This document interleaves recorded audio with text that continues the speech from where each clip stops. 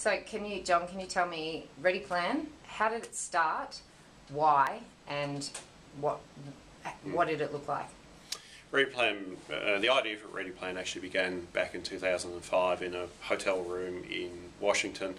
I was actually asked to be part of a small team to go over to see what the Australian government could do to assist the American government after the Hurricane Katrina.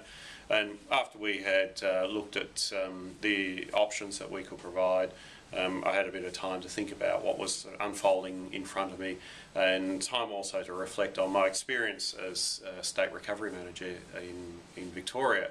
And one of the things that had struck me was that the impacts of disasters, not only Katrina but any scale of disaster, one of the things we notice in the recovery phase is that people would quite often say, I only wish that I had done this.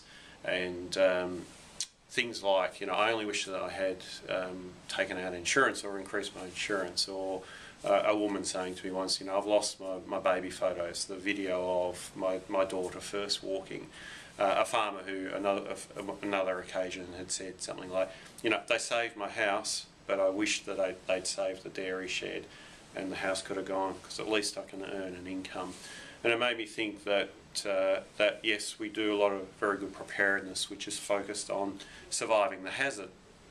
But once you survive the hazard, what do you come back to, and what are the consequences? And so then we see that people without the ability to earn an income, they have lost those personal possessions, which we might just think of them as being possessions, but they actually provide a connection to the past and provide meaning, and so have an emotional or a psychosocial impact, and just the basic sort of Maslow hierarchy of needs, so the shelter and those sorts of issues. So it really got me to start to think that yes, definitely we must focus on surviving the hazard, but we must do more as well. We must prepare people, we must build their resilience so that after the emergency you can reduce the disruption to their routines and their daily lives, and get them to start to bounce back quicker.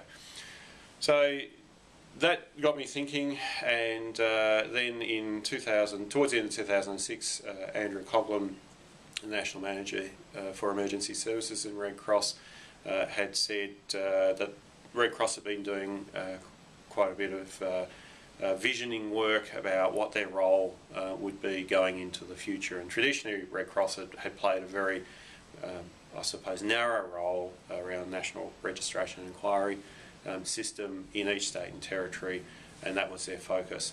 But when we looked at what the movement does and its role in disaster prevention and preparedness, disaster response and recovery, it was clear that there was more that Red Cross could be offering. And it was also around the same time that Andrew and Noel Clement had asked a couple of people from America to come out, their Director of Disaster Services and the woman who's the President of the New Orleans chapter of Red Cross. And they gave a presentation about what American Red Cross do, and again it was for Red Cross here in Australia. It was an eye-opening experience to say that this is something we needed to do more.